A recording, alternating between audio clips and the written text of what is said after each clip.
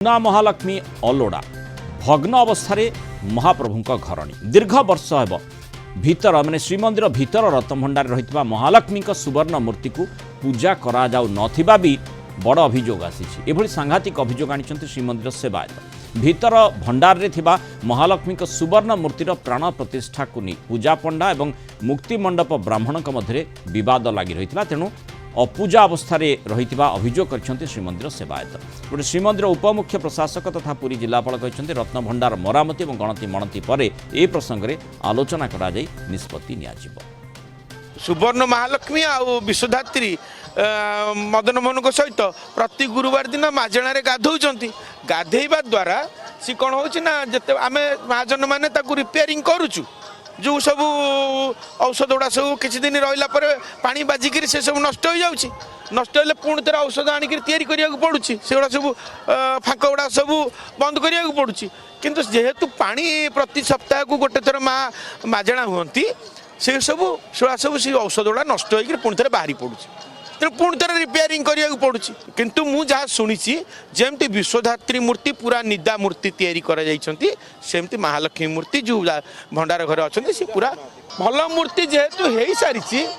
प्रतिष्ठा करदेटा उचित। लक्ष्मी मूर्ति बर्तमान भंडार तैयारी सुनार अच्छे से दीर्घ दिन रही से प्रतिष्ठा करार दायित्व रहा प्रशासन 2000 विगत दिन में जिते आम 2015 मसीहा नुआ कलवर वर्ष सुरेश महापात्र गजपति घरे आम मानक डाक गोटे आलोचना करते जो आलोचना करते कि केमिका प्रतिष्ठा हम विभिन्न प्रकार आलोचना भाईला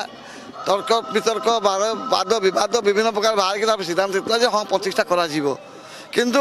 कहीं कराला प्रशासन दायित्व बर्तमान इमिडिएट है जहाँ मार्गदर्शिका गणति मणति पर्यंत कार्यटी अच्छी से संपन्न है आई थिंक एप्रोप्रिएट टाइम हम गोटे निष्पत्ति ना डेफिनेटली गोटे निष्पत्ति नेबाटा उचित एवं वंस रत्नभंडार गणति मणति कार्य संपन्न हम सुरखुर भाव में डेफिनेटली निष्पत्ति नि पुरी रिपोर्टर पिंटू साहू आम सहित जोड़ी होती पिंटू जो भली भाव में गोटे एभली प्रसंग आसी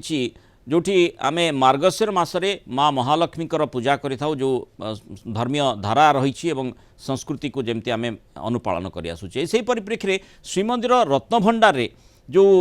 सुवर्ण मूर्ति महालक्ष्मी रही सी पूजा पाऊना किंतु जो मूर्ति को पूजा करा जाउछि से भग्न अवस्था रही एभली सूचना आसूची तेणु निहाती चिंता करिवार आवश्यकता जे प्रकृत में महालक्ष्मी को जमती पूजा करा जिबा कथा जो भली पूर्ण विग्रह जमती रहिबा कथा से भली तांको पूजा प्रतिष्ठा करी पूजा करा जिबार औचित्य रही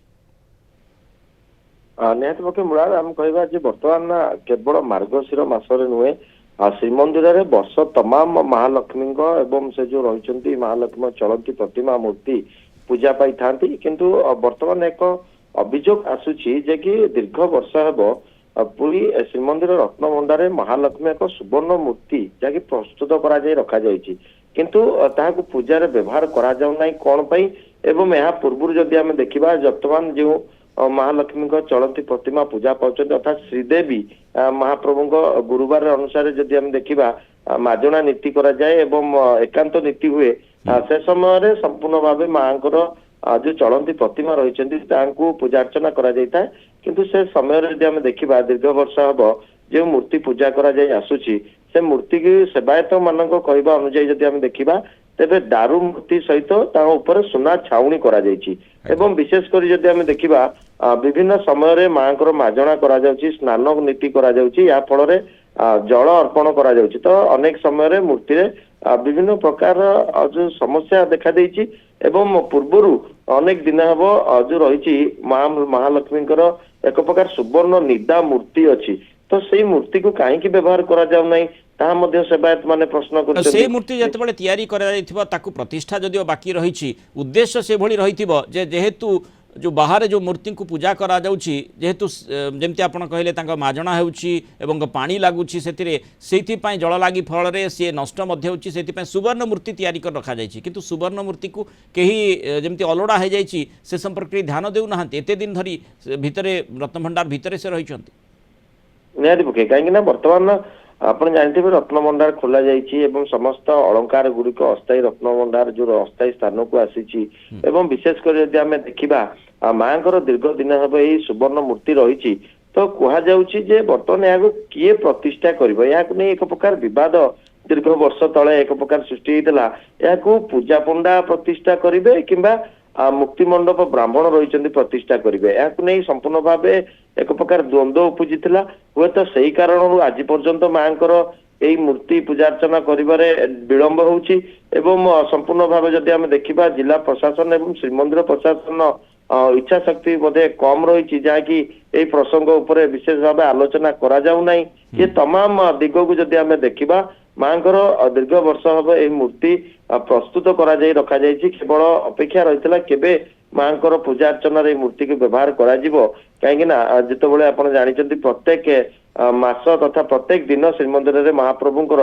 ଭିନ୍ନ ଭିନ୍ନ ନୀତିକାନ୍ତି ଅନୁଷ୍ଠିତ ହେଉଛି ଏବଂ ମହାଲକ୍ଷ୍ମୀଙ୍କର ଅନେକ ନୀତିକାନ୍ତି ରହିଛି ମହାପ୍ରଭୁଙ୍କ ସହିତ ଏଇ ନୀତି ଯେତେବେଳେ ସମ୍ପାଦନ ହେଉଛି ତ ନିହାତି ପକ୍ଷେ ମାଙ୍କର ଚଳନ୍ତି ପ୍ରତିମା ଆସନ୍ତି ଏବଂ ବିଭିନ୍ନ ନୀତିକାନ୍ତି କରାଯାଇଥାଏ ତ ନିହାତି ପକ୍ଷେ ଯେତେବେଳେ ମାଙ୍କର ସ୍ୱତନ୍ତ୍ର ସୁବର୍ଣ୍ଣର ମୂର୍ତ୍ତି ରହିଛି ତ ଏହାକୁ ପ୍ରତିଷ୍ଠା କରାଯାଇ କାହିଁକି ପୂଜା ଅର୍ଚ୍ଚନା କରାଯାଉନାହିଁ ତାହା ମଧ୍ୟ ବର୍ତ୍ତମାନ ସେବାୟତ ମାନେ ସୁନା ମହାଲକ୍ଷ୍ମୀ କାହିଁକି ଅଲୋଡା ହୋଇ ରହିଛନ୍ତି ରତ୍ନଭଣ୍ଡାର ଭିତରେ ତାଙ୍କୁ ପ୍ରତିଷ୍ଠା କରାଯାଇ କାହିଁକି ପୂଜା କରାଯାଉ ନାହିଁ ଏହି ସବୁଠୁ ବଡ଼ ପ୍ରଶ୍ନ ରହିଛି ଧନ୍ୟବାଦ ପିଣ୍ଟୁ ସାହୁ ବିସ୍ତୃତ ଆଲୋଚନା ରହିଥିବାରୁ।